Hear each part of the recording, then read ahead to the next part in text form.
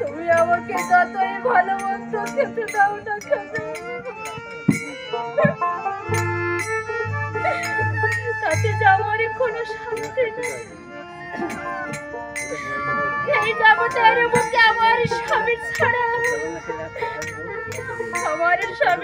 যাওয়ার জীবনে কোনো শান্তি নেই। তাই বলছো জানো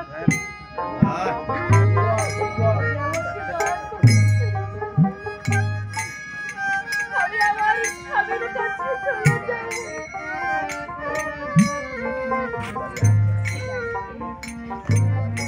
এই জগৎ সংসারে জল ছাড়া যেমন মাছ বাঁচতে পারে,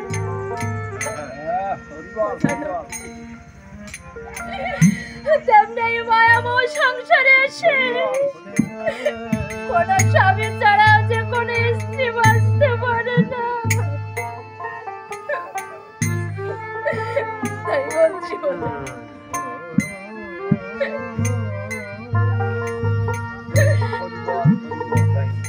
তুমি আমাকে দয়া করে ছেড়ে দাও। জানো কি,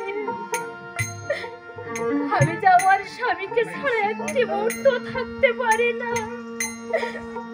তুমি আমাকে দয়া করে ছেড়ে দাও। জানো কি, তাছাড়া যে আমি এখনো পূর্ণ গর্ভবতী, আর এই গর্ভ বেদনায় ছটফট করতে করতে হয়তো আমার মৃত্যু হয়ে যাবে।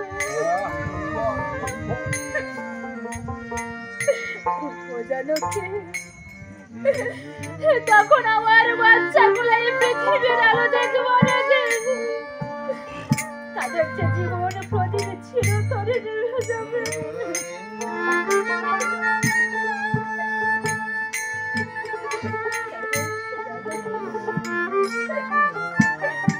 আমি যে আমার স্বামীকে হারিয়েছি, আর যে আমি আমার সন্তান হারাতে চাই। জানো কি,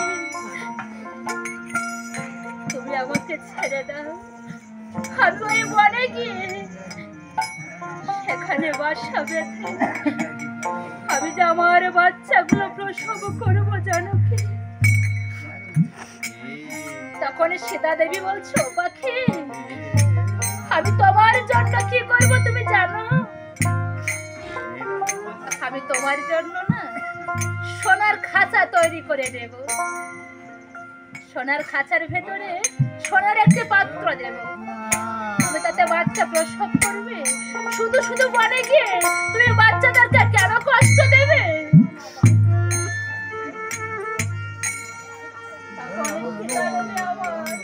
সীতাদেবীর কথা শুনে শাড়ি পাখি বলছে, জানো কি,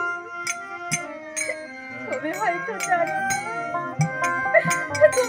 জানো না যে আমি ওই বনের মাঝে খোলা আকাশের নিচে যে সুখ পায়, যা শান্তি পায়, সেই শান্তি তোমার এই সোনার অট্টালিকার ভেতরে যে কোথাও নাই।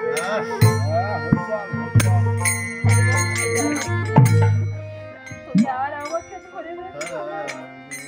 তুমি আমাকে আমি ওই বলে সেখানে বাসা বাঁধা আমার বাচ্চাগুলো আমি প্রসব করবো।